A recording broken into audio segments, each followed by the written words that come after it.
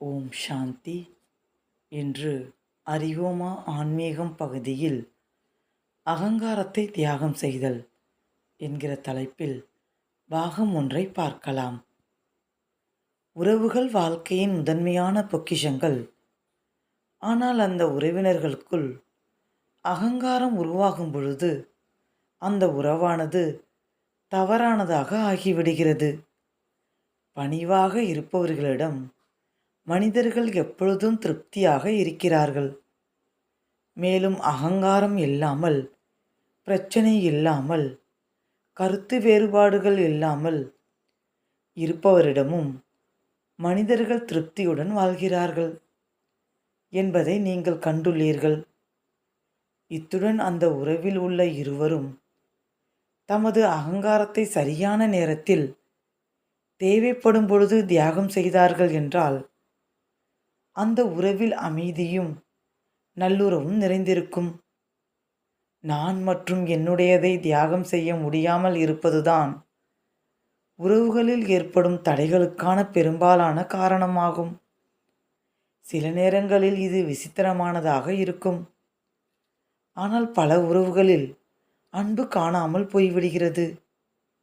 ஏனென்றால் தன்னை வளைத்து கொள்ள முடியாததும் அகங்காரத்தை தியாகம் செய்ய முடியாததும் அடுத்த மனிதர் செய்யட்டும் என்ற எதிர்பார்ப்பதும் ஆகும். பொதுவாக உறவுகளில் கருத்து வேறுபாடுகள் உருவாகி கொண்டுதான் இருக்கின்றன. ஆனால் இவற்றை தீர்வு செய்து இவற்றிற்கு மேலே எழுவது என்பது மிகப்பெரிய சவாலாகும். இந்த சவாலை ஒவ்வொரு மனிதரும் ஏதோ ஒரு நேரத்தில் எதிர்நோக்க வேண்டியிருக்கிறது. அன்பு நிறைந்த உறவுகளுக்காக நாம் அனைவரும் ஆசைப்படுகிறோம். ஆனால் அந்த அளவிற்கு தேவையான தியாகத்தின் வில்லாக நம்மை நாம் ஆக்கிக்கொள்ள முடிகிறதா? அப்படியென்றால் நான் இழந்து விட்டேன், அல்லது நான் எப்போது சரியாக இல்லை, அல்லது தயவு செய்து என்னை கடந்து முன்னேறி செல்லுங்கள், அல்லது பொறுப்பெடுத்து கொள்ளுங்கள், அல்லது அதை ஏற்றுக்கொள்ளவாவது செய்யுங்கள், நீங்கள் என்னை விட சிறப்பானவர் போன்றவைகள். சில நேரங்களில் குடும்பத்திலோ அலுவலகத்திலோ உறவுகளிடம் ஆரம்பத்தில் அனைத்தும் நன்றாகவே தான் இருக்கும். ஆனால் நாட்கள் போக போக 2 பேர் நெருக்கமாக ஆக ஆரம்பிக்கின்றார்கள். அங்கே ஒரு சில புரிதலின்மை உருவாக ஆரம்பிக்கிறது. அப்போது அந்த உறவு துடுப்பில்லாத படகு போல் ஆகி தனது திசையை விட்டு திரும்பி விடுகிறது. இது ஏன் நிகழ்கிறது?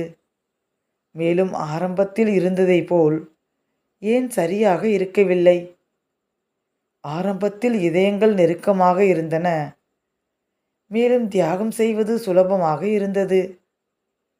பிறர் மீது ஆதிக்கம் செலுத்துவதும் குறைவாக இருந்தது.